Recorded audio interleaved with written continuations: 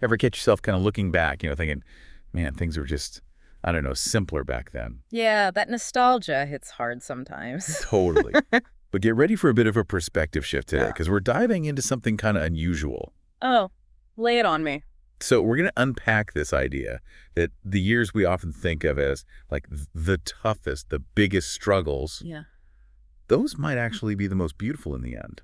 Now that's a head scratcher. Struggle and beauty, not words you usually see paired up. Right. And we're not talking research papers or anything, just one quote to really dig into. It goes, "One day, in retrospect, the years of struggle will strike you as the most beautiful."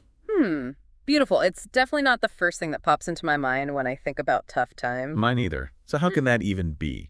How can struggle be beautiful? Well, it's definitely counterintuitive. Our brains are pretty much wired to avoid pain, right? It's natural to shy away from struggle.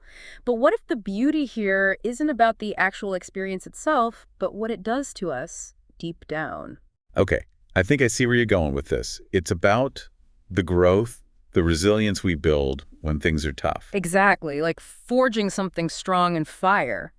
You need that heat, that pressure to transform. That, in retrospect, part of the quote feels really key here too. Like, we need some time, some distance to really appreciate how those tough years shaped who we are now. Right. Think about it. When we're in the middle of a struggle, it can feel huge, overwhelming. Absolutely, like it's all there is. Exactly.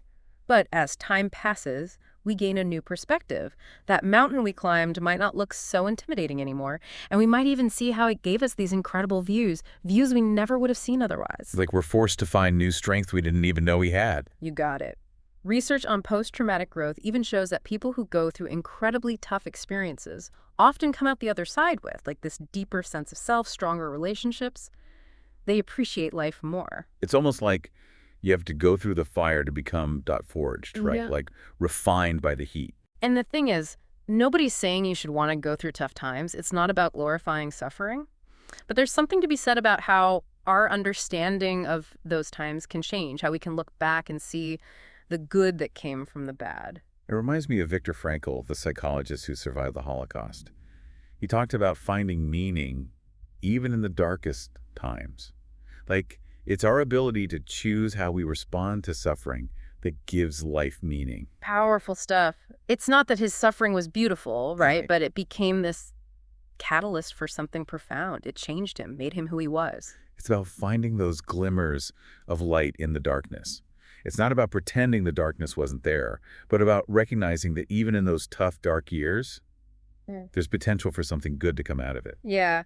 The resilience we build, the lessons we learn, the way we learn to connect with others who are hurting, those are all beautiful things, beautiful outcomes of going through something hard. So it really is all about perspective then. It's about looking back and saying, okay, that was awful. I wouldn't want to go through it again, but it made me who I am today. Exactly. It's about choosing to focus on the lessons, the moments of resilience, the things that make the journey meaningful, which, kind of makes you wonder, What's that?